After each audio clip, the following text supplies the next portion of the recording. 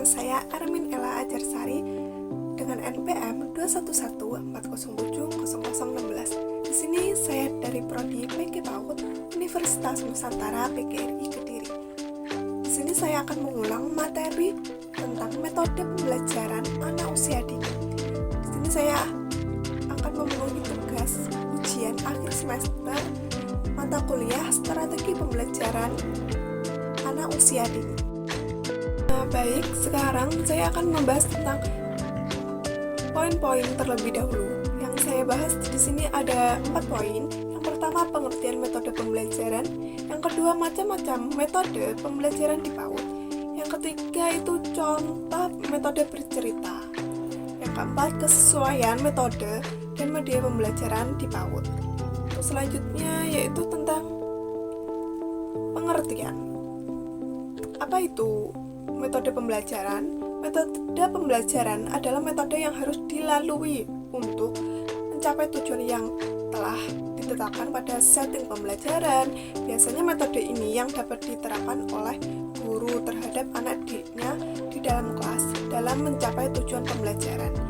Ada banyak metode yang kita kenal seperti ceramah, demonstrasi, simulasi, laboratorium, dan lain-lain sebagainya. Selanjutnya, metode dapat dijabarkan lagi ke dalam teknik pembelajaran. Misalnya dalam metode brainstorming, kita dapat menggunakan teknik bertanya secara lisan atau dengan teknik menulis pada kertas yang sudah disediakan. Demikian pula dengan menggunakan metode diskusi, perlu digunakan teknik yang berbeda. Ada kelas yang siswanya tergolong aktif dengan kelas yang siswanya tergolong pasif. Nah, untuk selanjutnya yaitu tentang macam-macam metode pembelajaran di PAUD. Ada 5 macam-macam metode yang ada di PAUD. Yang pertama itu metode bercerita. Metode bercerita yakni menyampaikan pesan kepada siswa secara lisan. Metode bercerita memiliki tujuan agar siswa terlatih dalam mendengarkan, memahami isi cerita, serta mampu menceritakan kembali dengan bahasa mereka sendiri. Yang kedua, metode bermain. Metode bermain ini sesuai dengan tingkat perkembangan usia mereka. Meskipun begitu, metode bermain tidak serta-merta melupakan perkembangan kognitif mereka. Metode bermain memiliki manfaat untuk perkembangan motorik mereka, perkembangan psikologis, dan juga perkembangan kognitif mereka. Untuk yang ketiga, metode karya wisata. Metode karya wisata yakni kegiatan pembelajaran dengan cara mengamati alam secara langsung, baik itu hewan, tumbuhan, maupun benda-benda yang ada di sekitar kita. Metode karya wisata memiliki beberapa manfaat bagi siswa. Di antaranya adalah yang pertama, dapat memperluas informasi apa yang telah mereka pelajari. Yang kedua, memberikan pengalaman langsung kepada siswa apa yang ada di luar sana. Yang ketiga, juga dapat merangsang minat siswa terhadap apa yang mereka amati. Jadi, anak itu mengamati yang dia lihat itu seperti apa. Selanjutnya yang poin keempat, metode tanya jawab. Metode tanya jawab yakni memberikan pertanyaan kepada siswa dan memberikan kesempatan kepada siswa untuk bertanya. Metode tanya jawab membantu siswa untuk meningkatkan keterampilan berkomunikasi, keterampilan berpikir, dan juga keterampilan berbicara. Yang kelima yaitu metode demonstrasi. Metode demonstrasi yakni metode mengajarkan anak dengan cara memperagakan sesuatu langsung melalui media atau media yang relevan seperti itu. Metode demonstrasi memiliki beberapa manfaat, diantaranya yang pertama, anak menjadi lebih aktif. Yang kedua, proses pembelajaran menjadi lebih terarah. Dan yang ketiga, memberikan kesan yang mendalam sehingga mereka tidak gampang lupa. Poin yang ketiga yaitu contoh metode bercerita. Di sini saya menggunakan cerita tentang si paya dan anak kwek-kwek. Ini contoh buku ceritanya seperti ini. Hai anak-anak, di sini guru akan membacakan tentang buku cerita yang berjudul Si Paya dan dan anak kuat-kuat. Apa ya isi buku cerita di dalamnya? Mari kita baca. Nah, di sini ada gambar. Nah, untuk halaman pertama ada gambar. Apa ini anak-anak? Ya, di sini ada ayam. Ayam ini induknya dan yang kecil ini anaknya. Kalau induknya ini berwarna apa, anak-anak? Ya, di sini ada warna merah. Induknya berwarna merah.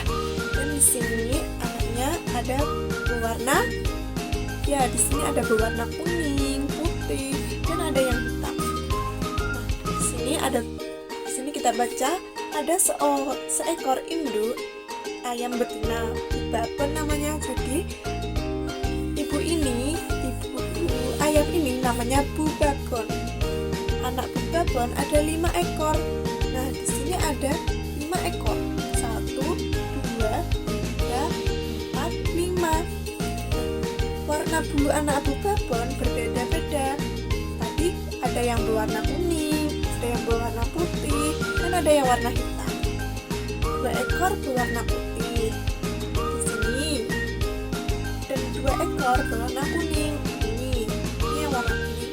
Dan yang terakhir, yaitu warnanya berbeda sendiri, yaitu berwarna hitam. Nah, bagaimana ya ceritanya? Nah, di sini anak Bu Babon yang hitam bernama si hitam. Jadi yang hitam ini namanya si hitam. Si hitam adalah anak Bu Babon yang paling nakal. Dia itu yang paling nakal loh. Si hitam suka memisahkan diri dari Bu Babon. Ia tidak suka bersama dengan saudaranya. Jadi dia itu sukanya menyendiri. Selanjutnya, pada suatu hari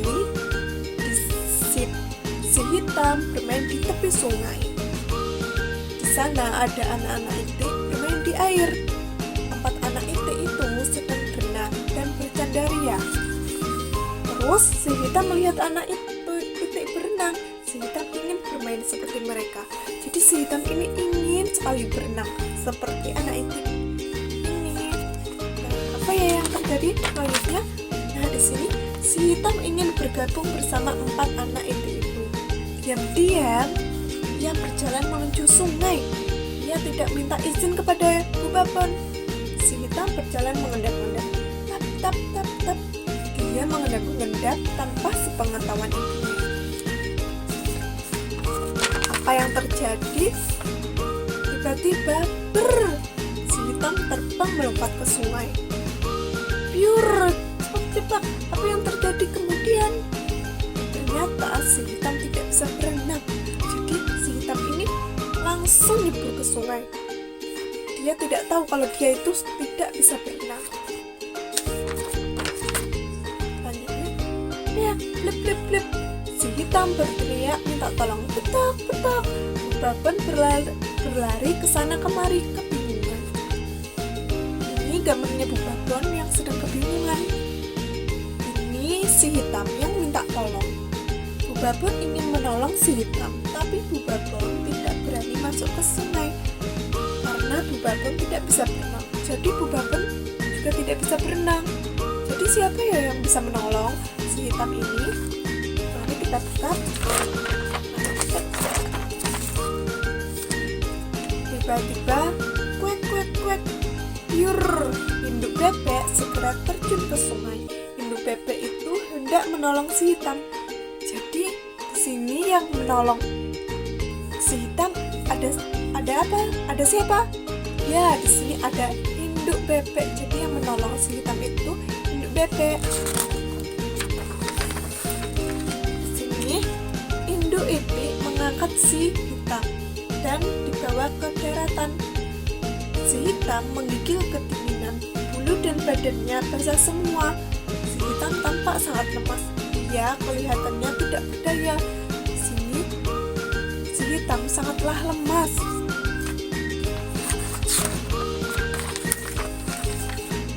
Nah, sini ada Bu Babon yang sedang berlari. Dia ingin menyusui anaknya. Bu Babon sedih melihat keadaan si hitam. Bu Babon segera menghampiri anaknya. Bu Babon memeluk erat si hitam. Hati induk ayam itu senang dan lega. Ia sudah tidak memarahi si hitam. Bu Babon gembira, anaknya telah selamat. Bu Babon berlari memeluk anaknya. Bu Babon sangat gembira karena anaknya sudah selamat. Diselamatkan oleh siapa tadi? Ya, diselamatkan oleh induk itu. Nah, di sini ada gambar. Di sini ada gambar apa anak-anak? Ya, di sini ada gambar Bu Babon dan Bu Itik sedang bersalaman karena Bu Babon ingin mengucapkan terima kasih karena sudah menolong si hitam. Jadi Bu Babon berterima kasih kepada induk bebek.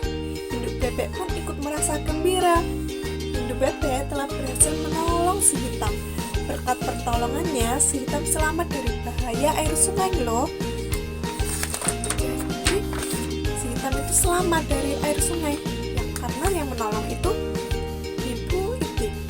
Bu Babon dan kelima anaknya berkumpul kembali di rumah. Bu Babon menasihati anak-anaknya, patuhi dan hormatilah nasihat orang tua. Anak yang tidak patuh akan mendapatkan celaka seperti siapa tadi? Seperti si hitam karena tidak patuh, tidak menurut omongannya dari Bu Babon.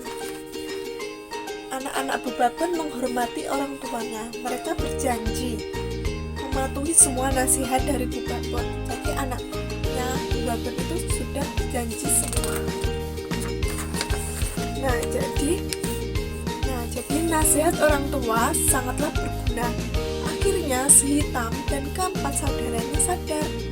Mereka berjanji menghormati dan mematuhi orang tua. Sekarang mereka bermain bersama-sama dan berbahagia di sini anak Itik dan anak ayam bermain bersama-sama. Mereka sangatlah bergembira. Nah, itu saja cerita hari ini dari Kak Ermin. Jika ada salah kata, mohon maaf. Bye-bye semuanya anak-anak. Poin yang keempat, yakni kesesuaian metode dan media pembelajaran di PAUD. Yang pertama yaitu media pembelajaran yang dipilih hendaknya disesuaikan dengan kebutuhan pemakai. Misalnya anak usia dini yang dilayani serta mendukung tujuan pembelajarannya. Yang kedua, media pembelajaran yang dipilih perlu didasarkan atas asas manfaat, untuk apa dan mengapa media pembelajaran tersebut dipilih. Yang ketiga, pemilihan media pembelajaran hendaknya berposisi ganda, baik berada pada sudut pandang pemakaian guru atau anak maupun dari kepentingan lembaga. Dengan demikian, kepentingan kedua belah pihak terpelihara dan tidak ada yang dirugikan, manakala kepentingan masing-masing yang kurang selaras. Yang keempat, pemilihan media pembelajaran harus didasarkan pada kajian edukatif dengan memperhatikan kurikulum yang berlaku, cakupan bidang pengembangan yang dikembangkan, karakter peserta didik serta aspek-aspek lainnya yang berkaitan dengan pengembangan pendidik dalam arti luas. Yang kelima, media pembelajaran yang dipilih hendaknya memenuhi persyaratan kualitas yang telah ditentukan, antara lain relevansi dengan tujuan, persyaratan fisik, kuat, dan tahan lama, sesuai dengan dunia anak, sederhana, aktif, dan berwarna, terkait dengan aktivitas bermain anak, serta kelengkapan yang lainnya. Baik, itu saja materi yang dapat saya sampaikan. Jika ada salah kata maupun kurang dari materi yang saya bahas, saya mohon maaf. Saya undur pamit diri. Wassalamualaikum warahmatullahi wabarakatuh. Bye-bye semuanya.